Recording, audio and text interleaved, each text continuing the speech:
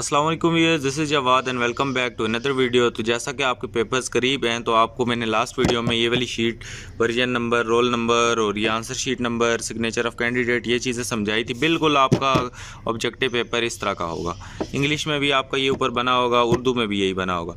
तो हमने ये भी देखे थे ये जो MCQs वगैरह के आगे कौन कौन से जो ऑप्शन होते हैं उसके आगे क्या करना है।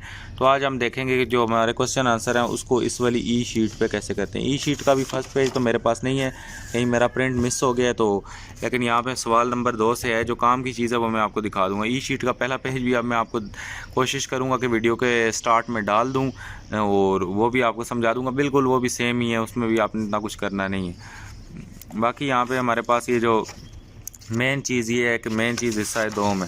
यहाँ पे हम इस पेपर को, हमारे पास ये जो फेडरल बोर्ड का सैम्पल पेपर है इसको फोल्ड कर लेते हैं और यहाँ पे अगर देखें तो हमारे पास यहाँ पे सवाल नंबर 2 आता है। ये असल चीज़ है, इसको समझना है आपने। सवाल नंबर 2 आता है, यहाँ पे अलिफ है, मतलब सवाल नंबर 2 का आपने अलिफ करना है और ये क्या हिस्सा है, नसर है। अब अलिफ के आगे ये पूरा पैराग्राफ दिया है और उसके आगे फिर सवाल जवाब दिए हुए हैं। कितने सवाल जवाब? 9 सवाल जवाब। मतलब कि आपका सवाल नंबर क्या बनेगा? सवाल नंबर आपका बनेगा सवाल नंबर 2 अलिफ, अलिफ का 1, मतलब सवाल नंबर 2 अलिफ और 1। तो यहाँ पे आप अगर देख सकते हैं, आप इस वाली शीट पे मैं अगर आपको दिखाऊं तो यहाँ पे हमारे पास सबसे पहला जो क्वेश्चन है ये क्या है? सवाल नंबर 2 अलिफ 1। तो ये जो क्वेश्चन है ये हमारे पास क्वेश्चन है मुसन्निफीन यूरोप वाला। ये जो हमारे पास क्वेश्चन है ये इसका अलिफ, ये आपने सिंपली जाके कहाँ लिखना है? सवाल नंबर 2 अलिफ के आगे 1 वाले पे।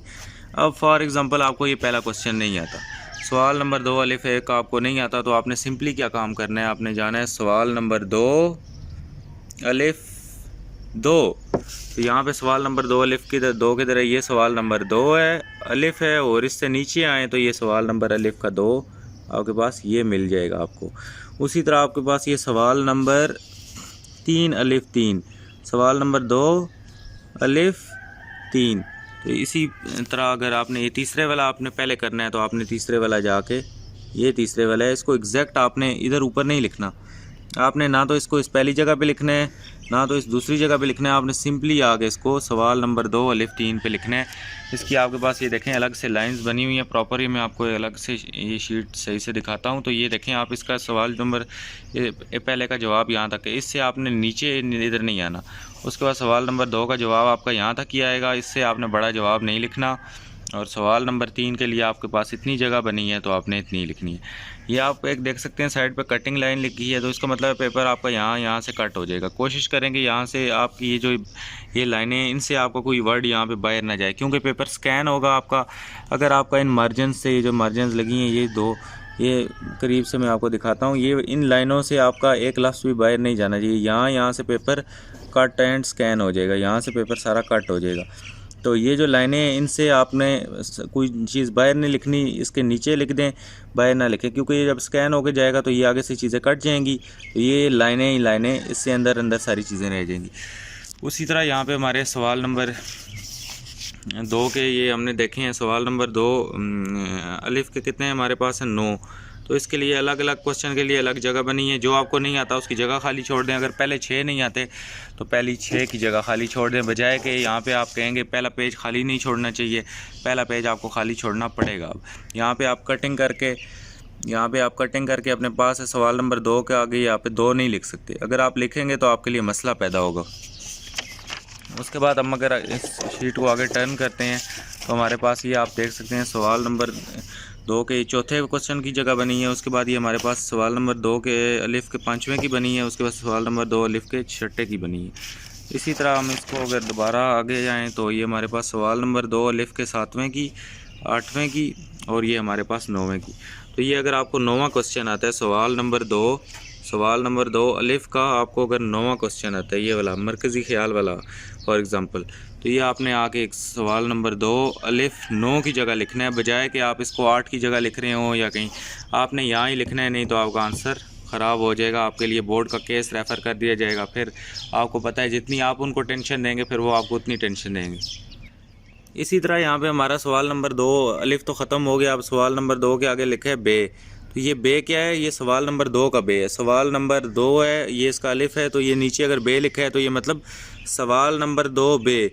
और इसके कितने क्वेश्चन है, 1 2 3 4 5। तो अभी इसको ई शीट पे जाके देखते हैं कि आया कि ये वहाँ पे भी मौजूद है या नहीं। तो यहाँ पे आप इसको आगे पलटेंगे एक पेज, तो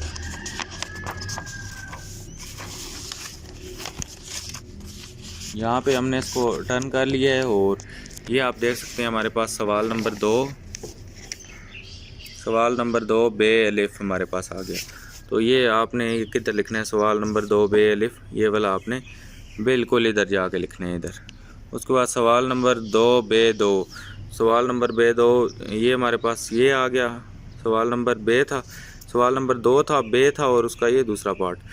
तो इसी तरह इसके ये 5 सवाल आते हैं। तो ये तीसरा ये है और उसके बाद आगे इसको टर्न करें तो हमारे पास ये क्या आता है, सवाल नंबर 2 बे का चौथा आता है और सवाल नंबर 2 बे का 5वां। और उसके बाद देखें यहाँ पे उसने हमें 6 का भी ऑप्शन दिया हुआ है।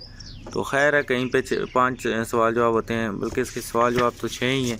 सवालात ये नीचे लिखे हुए हैं, सवालात ये पहला सवाल ये है और आगे देखते हैं। तो ये आपको एक्स्ट्रा नहीं दे सकते, ऐसा तो हो नहीं सकता ई शीट्स में कि आपको कुछ एक्स्ट्रा दिया हो। तो यहाँ पे देखें ये हमारे पास 6 ही हैं। कितने हैं, सवाल नंबर बे के 6। उसके बाद सवाल नंबर 2 जीम आ जाता है। यहाँ पे अभी बे के ये 6 हमारे पास पार्ट हो गए। तो जीम को देख लेते हैं, यहाँ पे इसको टर्न कर लेते हैं। इसी तरह ये आप देख सकते हैं सवाल नंबर 2 जीम अलिफ, सवाल नंबर 2 जीम 2। ये जीम के जो हिस्सा कवायद के हैं, तो ये कितने 5 क्वेश्चन हैं। तो ये आपने अगर सवाल नंबर 2 जीम है और 2 है तो इसको यहाँ पे सवाल नंबर 2 जीम 2 पे लिखना है।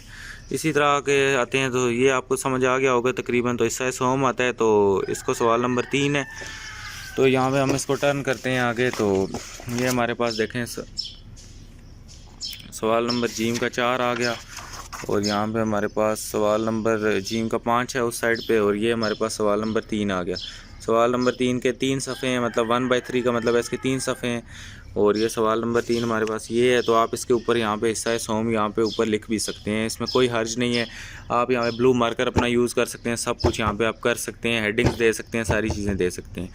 तो यहाँ पे सवाल नंबर 3 हमें उसने दिया है कि सवाल नंबर 3 का अलिफ या बे आपने करना है, तो वो आपको ख़ुद मेंशन करना पड़ेगा।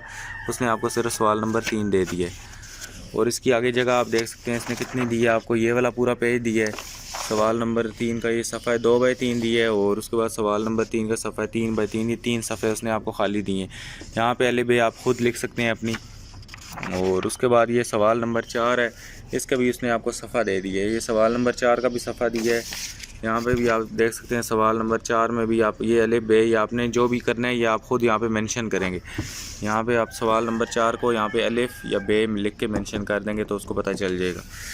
उसके बाद सवाल नंबर 5 है, डेफिनेटली इसने ये भी यही मेंशन कर दिया होगा क्योंकि ये तशरीह है। यहाँ पे अलिफ बे का उसने कोई कॉन्सेप्ट नहीं दिया क्योंकि जगह ज़्यादा खर्च होती है तो फिर पेज बहुत ज़्यादा ज़ाया होते हैं।